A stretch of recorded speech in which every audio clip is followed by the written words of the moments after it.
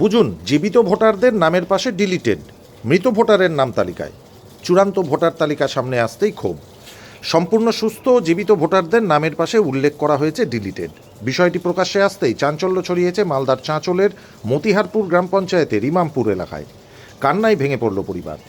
জানা গিয়েছে, ইমামপুর এলাকার বাসিন্দা নমিতা দাস, তার বড় ছেলে ছোট ছেলে খোকন দাসের কাছে এসআইআরের শুনানির নোটিশ আসে।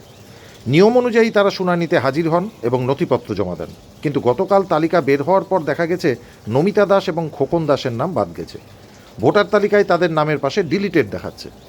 অন্যদিকে আবার ওই এলাকার ভোটার লিস্টে সৈয়দ আলী নামে এক মৃত ব্যক্তির নাম ভোটার লিস্টে থেকে গেছে। পরিবারের লোক ও স্থানীয়রা কমিশনের বিরুদ্ধে ক্ষোভ উগরে দেন।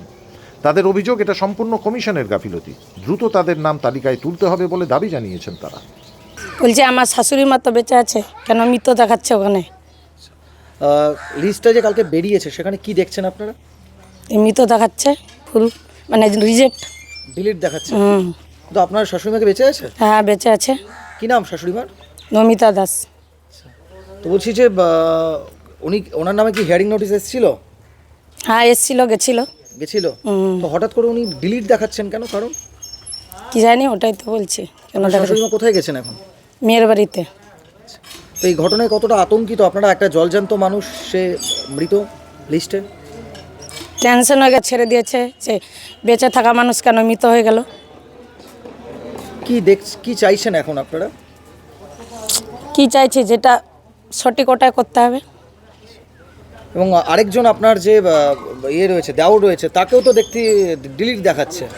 স্বামী রয়েছে, আপনার স্বামী। হ্যাঁ, আমার স্বামীও তো বেঁচে আছে, কিন্তু আমার স্বামীরও ডিলিট দেখাচ্ছে। আপনার স্বামী কোথায় আছে? বাইরে, বিদেশে থাকে। সকালে কথা হয়েছে? হ্যাঁ, হয়েছে সকালে। তো হঠাৎ আপনার স্বামীকেও তো মৃত দেখাচ্ছে দেখতে পাচ্ছি। হ্যাঁ, ওটাই তো কথা। মানে দুই ভাইরে একই দিল, কিন্তু এক ভাইয়ের হয়ে গেল, এক ভাইয়ের হচ্ছে না কেন? কি চাইছেন এখন আপনারা? যেটা সঠিক ওটাই করেন। আপনার নাম? দীপ্তি দাস। এটাই তো অসম্ভব ব্যাপার লাগছে যে কি করে আজকে একটা জীবিত মানুষ মৃত হলো। কারণটা হচ্ছে যে এখানে যে মৃত ব্যক্তি, যিনি হয়তো 4 মাস বা 6 মাস আগে মারা গেছে, তো সৈয়দ আলী, ওর এখানে ভোটার লিস্টে নাম আছে, মানে মৃত ব্যক্তির নাম আছে, কিন্তু যে জীবিত ওর নাম বা এখানে দেখাচ্ছে মৃত। এবং আমরা দেখতে পেলাম নমিতা দাস এবং তার ছেলে খোকন দাস, দুজনেই জীবিত, তাদের নাম দেখছি মৃতের তালিকায়।